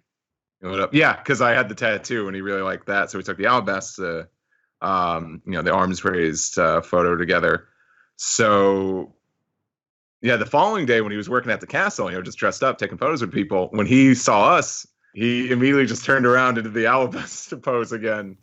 And that was nice. That was fun. His name is Arushin, by the way. Arushin. Yeah. That's his nickname. Yeah, you could follow his the studio that he does the samurai courses. It's _KENYUU_. Highly recommend it. It was a lot of fun. They wanted more foreigners to participate, so don't feel bad about it. It was a lot of fun. It felt like my 12-year-old self, like my 12-year-old dream come true, kind of dressed in that garb, with a, let's say, very fake sword. Then the next day, MAJI joined us too in Matsumoto as we walked around, saw the castle. We learned how to make soba noodles a la soba mask. Steve, do you want to talk about that? Sangoro. Yeah. He worked so hard. We call it the Sanji appreciation course because I hope you guys all now know how hard Sanji works for his friends. And you and Maddie, geez, it's like a Sanji propaganda. Propaganda. It's just Sanji truth. You cook for like 8-9 other people that just eat everything in sight. That's true. I cook for Sanji loves melt steel beans. Oh my god. But we did that. Was good though.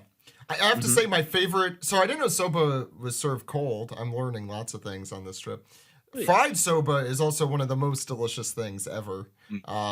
Like those are as addicting as any potato chip in the United States, in my opinion. We also did the shamisen. I took pictures of that. Sorry. Oh yeah, go ahead. I was gonna say, like, yeah, we had so much leftover fried soba, we just ate it for like the next day. Yeah. At least. Yeah. The shamisen thing was workshop was really cool too. Super nice older couple performed, and then we got to learn how to actually a la Komurasaki, we got to learn how to play the shamisen. Yeah, we runs and training. It was really awesome. Alex was my teacher. I was. I think I did a pretty okay job. They got a kick out of you being his sensei. Yeah. I also got a kick out of me being tall. Well, she was like normal old Japanese woman height, and you are Steve, so she had to be below 5 feet. She was she was a tiny little thing. And you have to be well above 6 feet. So there's a big difference. Steve, you were definitely the tallest person that came in through that way in quite some time, I believe. But if you are in Matsumoto, check out Geiyukan. That's where we took our shamisen lessons, and we got to see performance and ate some tea and cake as well. It was a really lovely. Super, super nice, quaint, but also fun. Like a good combination of that. I felt so bad because it's just like a bunch of like tourists, and we're all like tired and sweaty, and we come in. I mean, like that.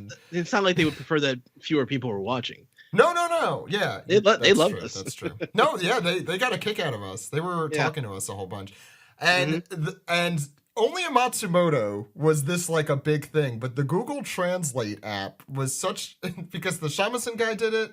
And we had sushi that night too, where they were just trying to talk to us through that app. It worked. Godsend. He was pretty good at it. It was really cool. And that technology one day will be, there. And I think we're close to that day.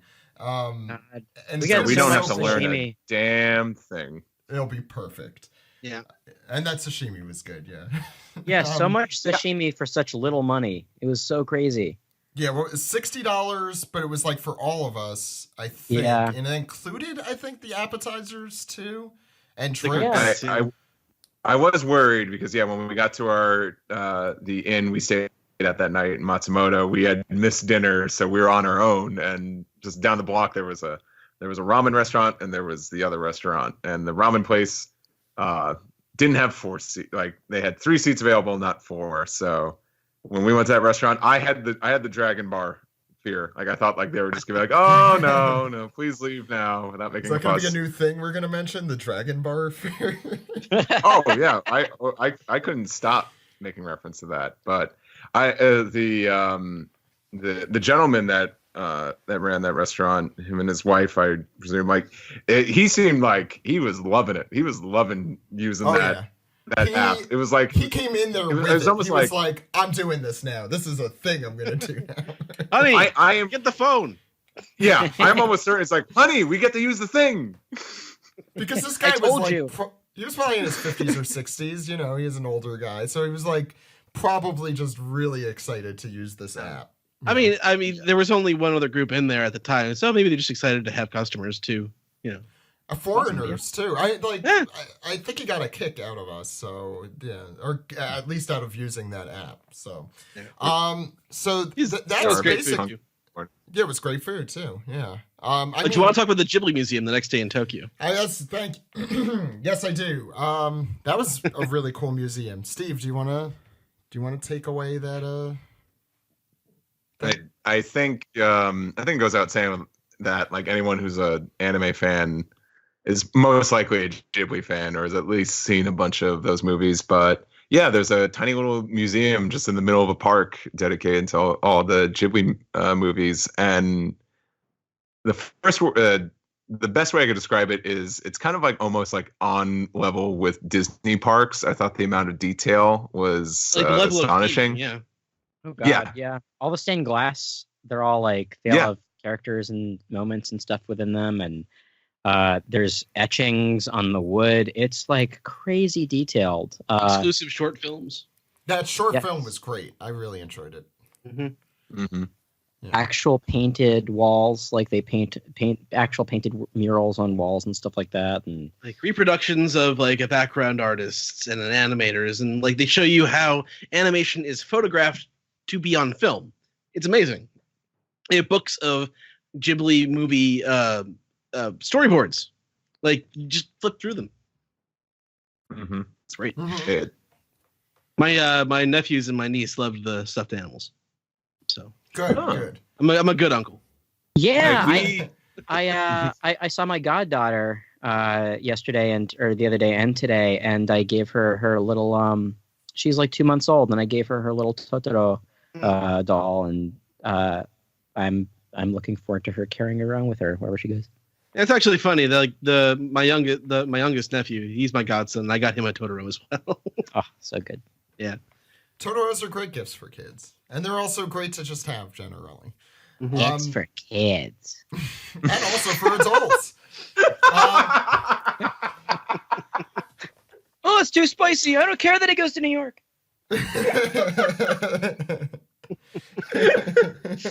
God, it took me Okay, until that to wait, get that reference.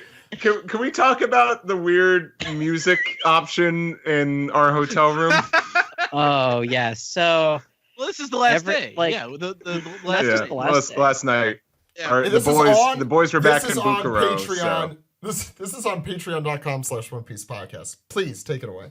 So our hotel rooms had cool nightstands because the nightstands had a Sounds- BGM button. This was on like the first couple nights, and then the last night. Like there's a little BGM button on the nightstands, which basically plays like just music, but it all sounds like background like It's shoujo anime like music. So every time I pressed the button, I would turn to Steve and I would just do a little one-person sketch of I don't know whatever anime this is, but it involved names like Hitori-chan and Hitomi-chan and Hiroshi-chan. And Yeah, he's basically just doing like an old '90s dub-esque delivery of just all this dialogue. yeah, think Fushigi Yugi. I guess that's the best way to think of it. And I don't know. It's the music, like it really spoke to me. Let's just say that. I think it didn't help when we were at a Ryokan and I kept saying, "Oh, Ryokan." So that's our journey of a bunch of nerds going through Japan. I'm gonna Some Twitter or there's some Twitter. We got some questions like once we left too, and I want to ask this to you guys. What is because I think I know your number one answer. Name at least your top 2 meals that you had in Japan. So Alex, I'll start with you because I think you probably have the best conception of it. Sure. Well, the Tsukiji sushi that we had blew my mind, man. That like blew me out of the water. So that 100%. And probably one of our meals at the Ryokan because we got to eat Hita beef for like 2 days. Yeah. So Mhm. and there is some semblance of Hita beef that was prepared either 2 of those nights. Both nights were amazing, so I can't really like I don't know if I can tell you a favorite between the 2 of those, but yeah, like I like those the are I first think night where the- we ate the whole fish. yeah. It was an experience. Yeah. I don't That know if was I would good. ever do I that enjoyed it. again. Very clean water. They assured us. The Yeah. fish was all good except the head made me feel weird about myself. Became an existential crisis. Steve, Don't think about it. favorite? What was your favorite 2 meals? Hmm. If you disagree, I mean, Like, if you have yeah, a- like different one. our Ryokan meals were all fantastic. When we got to Takayama and we went to the restaurant to have some Hita beef that we cooked ourselves. That was good. And then we proceeded to just go to some random little stand where just some old man was making Hita beef skewers, and they were incredible. Those So much better. I think those are my favorite. I think that was my second favorite. If you could consider that a meal, that's definitely one of the best. Well, things the I had meal there. with the dessert of skewers from the street. Yeah, the street vendor. That's our It's dessert. beef. It's beef with a dessert of beef. It's Luffy meal. Yeah. It is. Yeah, to be fair, I'm just- that was yeah. I'm just trying to think if there's any like possible foods like I might have overlooked because like like the tsukiji, like the fish market sushi we had was like unreal. I mean the ramen was great too. I had ramen a couple times. The sukiyaki the first night, which is essentially shabu shabu or hot pot for those familiar with those. It's similar. That was great too. Yeah, that was super great. Awesome. Gyoza was good at the end. I'll also speak up for the Western style breakfast at Hotel the Flag in Osaka. That was interesting. That was a lot of fun. I like that. That was. Oh yeah, That was. They had a lot of different stuff there. That was a great hotel. Yeah, that breakfast was dope. I know, right? Turned into Aziz Ansari for a second there. I was a little hungover that morning. Well, reasonably. The takoyaki was great. The okonomiyaki. I mean, Osaka's famous for those two things, which is like one of the main reasons I wanted to go to Osaka. Although I do like that picture. Do we have the picture of Steve with like the squid ink okonomiyaki and it's covering his teeth? Yes. Yeah. Okay. It looks like someone like punched me in the teeth. Yeah. So I, as of now, I have not posted all of the 3,500-ish pictures or 200-ish pictures I took in Japan, but we will be posting those. I think they're all appropriate on the Patreon page. Do you guys have any other meals you want to mention? Yeah. I mean, I kind of do because as it was known, like the day, we went to the Ghibli Museum was also the three of you guys. It was your last day in Japan. You guys left, and I stuck around longer. Yeah. Yeah, and I don't have to get into details of what I did. No, please. But I at least want to tell just one thing, and it's One Piece related at least. Yeah. And that's why we're here. All right. Hi, everybody. Hi. Now, I would like to tell the tale of going to the, quote, One Piece Cafe in the middle of the sea. Oh, I do want to hear about this, yeah. Okay. So this was something Maddie planned out we were going to do. There was a One Piece cafe. Oh, currently there's a One Piece themed cafe. I kind of tying in with Stampede coming out. Where is it? It's in a place called Hotaru Cafe, and they often switch out themed cafes all the time. But where is Hotaru Cafe? Okay, it's this place called Umi Hotaru, which is just it's just a big parking garage in the middle of the ocean. It's just in the bay. There's a long stretch of road, and just in the middle of that, parking garage. Think of it as like a pit stop in the bay. It's literally called Umi Hotaru Parking Area. Yes. By the bay. That's its name. So what's there, Steve? Parked cars and a One Piece cafe. No, what I mean is what's at the One Piece cafe? Well, like it's like a smaller version of, say, like, I don't know, like it's your basic kind of foods, like nothing too elaborate, but very similar to kind of what we had at Sanji's restaurant. And Western style food. Yeah, like there was like the seafood like kind of plate, which was like pasta and a lot of the seafood, kind of similar to what Sanji makes, except it wasn't rice.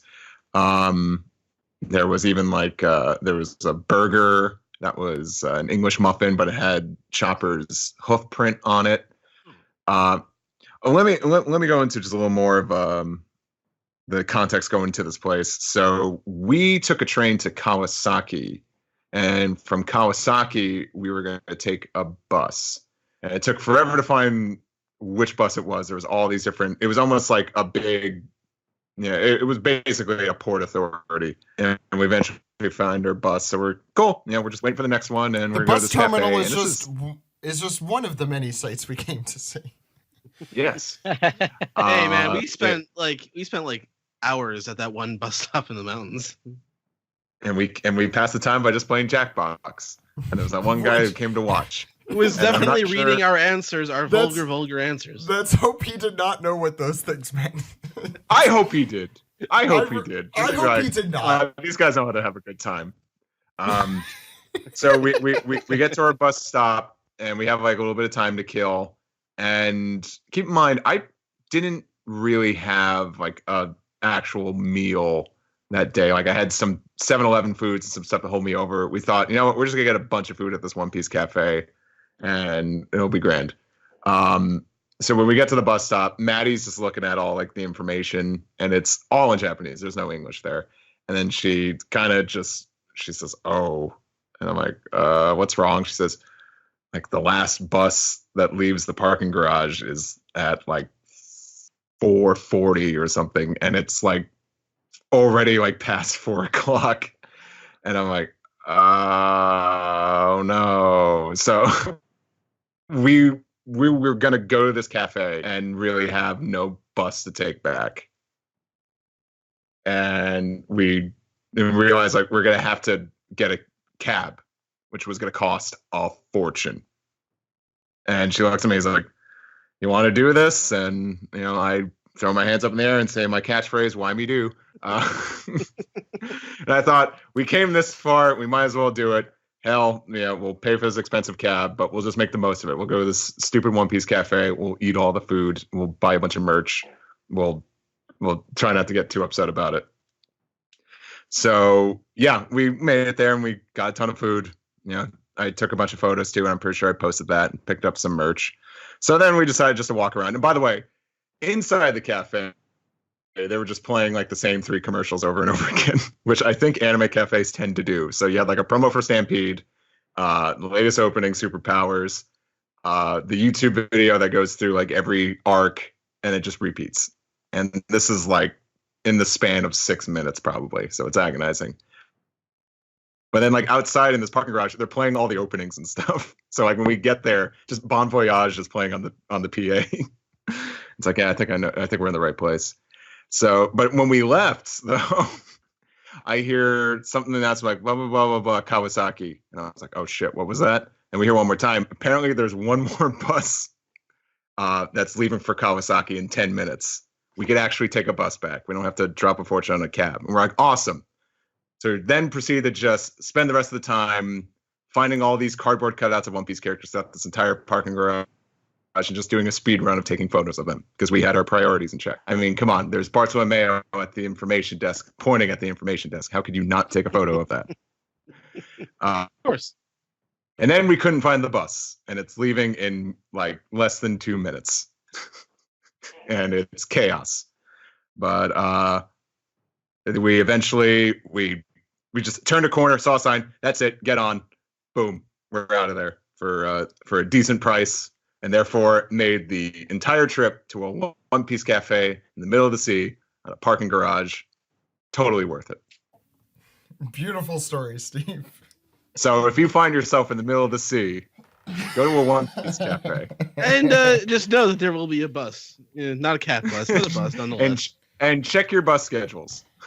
Yep. At least you didn't have to take the cat bus. Anyway. Yeah. There is a How does cat that bus room sound? in the Ghibli Museum. I'm too yeah. large for it. Yeah, what kind of sound does the cat bus make again? Up and up, up and up, but up, That's right.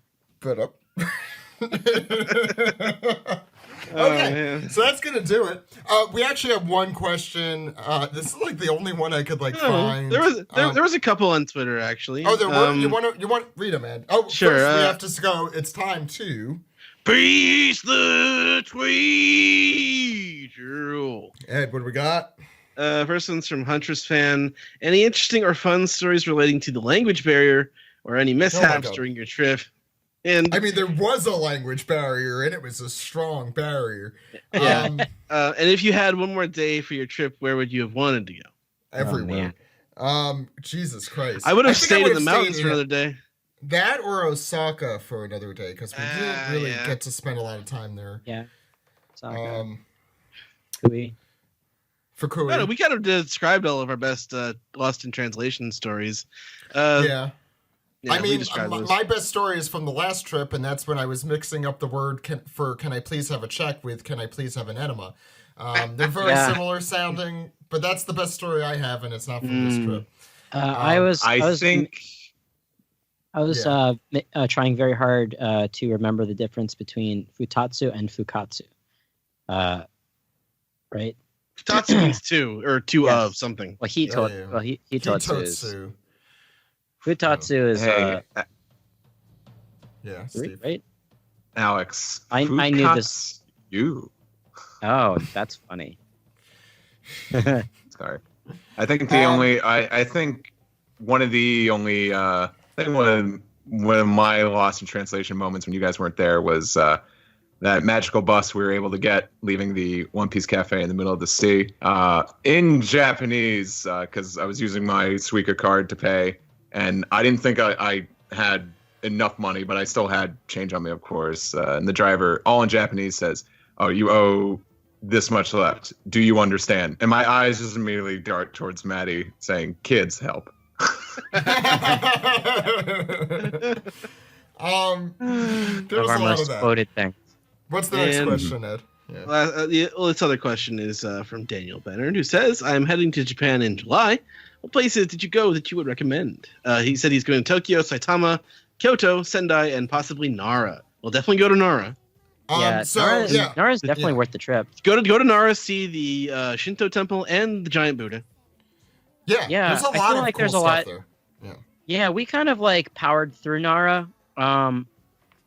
I kind of Really wish, quickly. if we had, it would have been nice to have another hour or two there. I think, so I wouldn't have to be rushing to our next destination. But we had a really good time, and we did a fair amount in 3 hours. Yeah, I think we saw just about. I mean, not at a leisurely pace, but we saw just about everything. I think in Nara that we would want to see. But We even passed by kids that were talking about the Ginyu Force for some reason. That's right, Ginyu Tokusentai. They were talking about that. Oh yeah, that's where we were. We were walking by those kids, and then they go hello, and everybody goes hello, and then we were passing them, and they all freak out about it. It's great. Yeah, then I go Jana, and then they all laugh at me. We were having a good time. Yeah. In Tokyo, I think we mentioned all the great places to go. Kyoto has a lot of cool stuff. I know Alex and I have been there in the past. Yeah, I spent the better part of a week in Kyoto the last time I went. Oh, Kyoto's wow. awesome. It's super laid back. It's really easy to get around. I think the biggest piece of advice that I can give you about Kyoto or anywhere in Japan really is don't take taxi cabs unless you absolutely 100% have to. Either take a bus or take the train if applicable. They have the train light system- rail, I think, in Kyoto too. They do have a light rail. It goes all over the place, but they have a subway system for within the city. It's extremely easy to use. I would Get a stick to JR that. pass if you have not. That is crucial. Yeah. Yes, Worth JR it. Pass was Yeah. 100% worth it. Yeah. Also regarding Kyoto, the International Manga Museum is there. I think that is a must see. As is the bamboo forest there. Monkey and Mountain. That's all I have to say. Zach loves his monkeys. Kiyomizu Dera. That is it's a national landmark. You should definitely go. You said Kinkokuji, the Golden Temple. You said, and the bamboo forest of Arashiyama, I think it was called. Yeah, Arashiyama. That's right. Yeah, I really love Kyoto. It's definitely more of a touristy-esque kind of place, but it's beautiful. Yes, I tell everybody to do this. Everybody who I know who has gone to Kyoto, but they have not taken me up on this. Take the light rail 30 minutes north outside the city. Go to Mount Kurama and do the hike up the mountain. It is fantastic.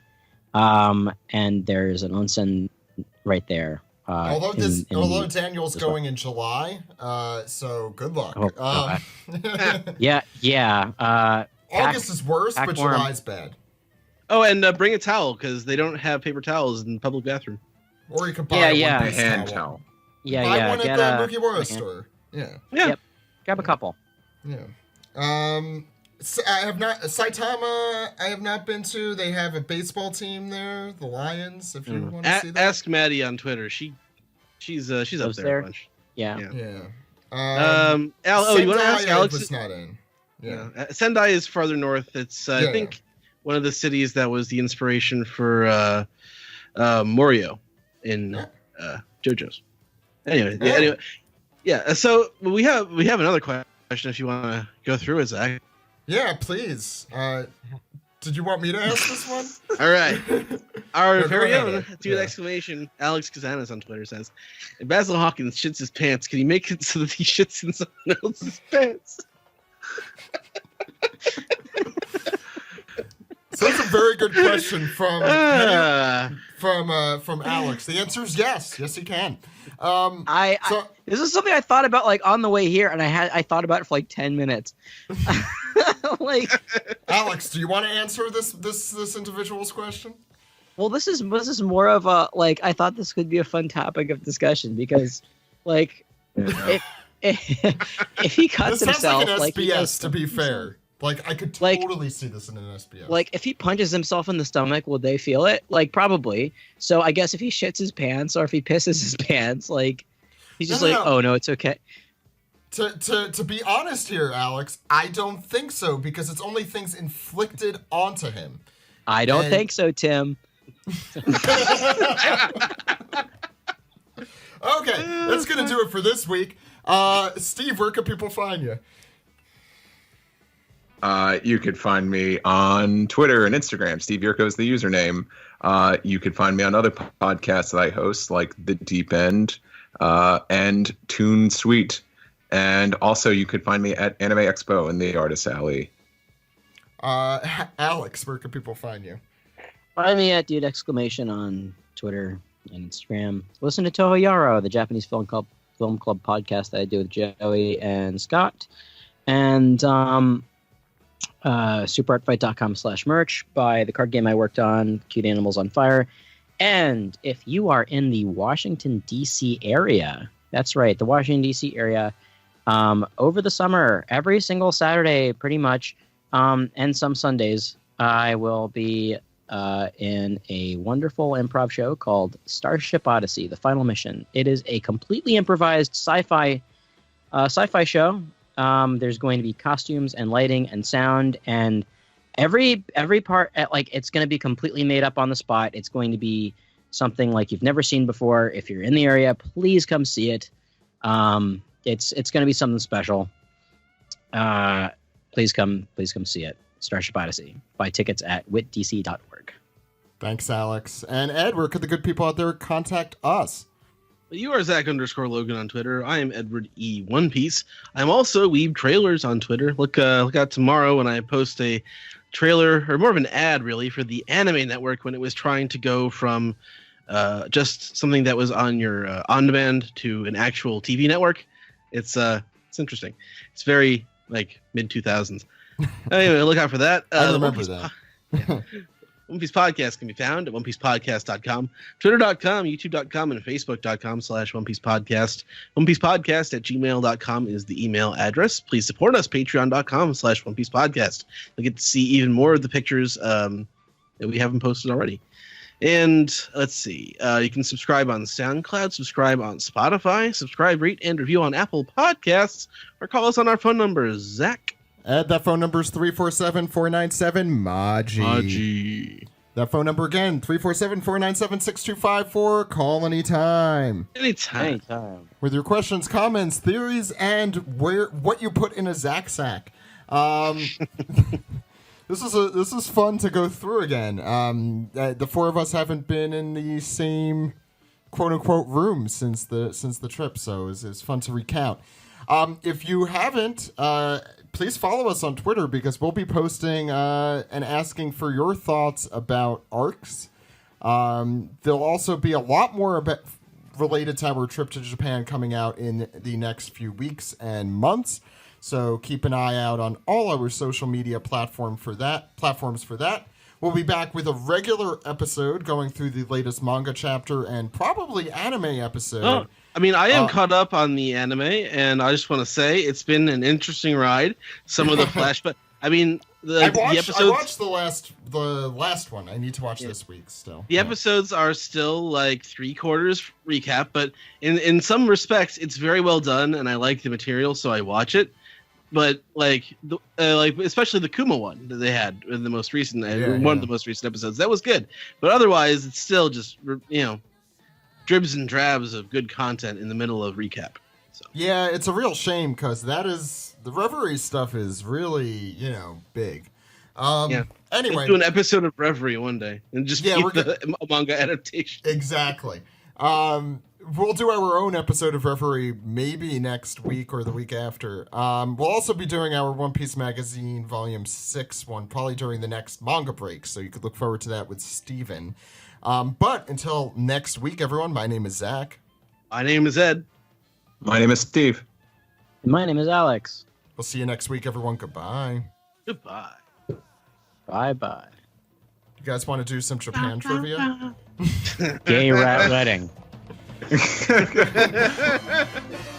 Hey, rat wedding. Kids help.